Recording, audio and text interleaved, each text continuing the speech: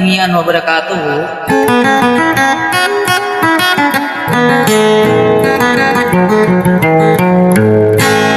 Sa agian ko tuwa kinibgunakan kan ko na ikaw salamat. Lo ko na turunian lagi puno kalilintad na gusto ka pipiyagi na mga kadereryo na bunyo mambagyan alangwan apo kinagtyagian kainin ang mga record.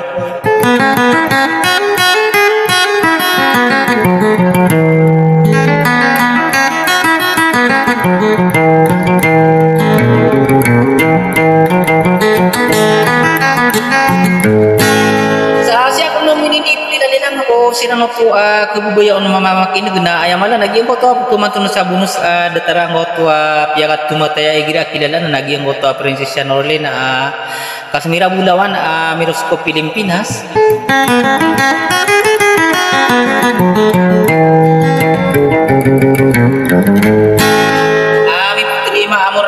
Sa Rere na kung na masampor na sa giyang koto kaibigan niya na isa na bulayo pa yan at kumasabas agiyang koto si Baysara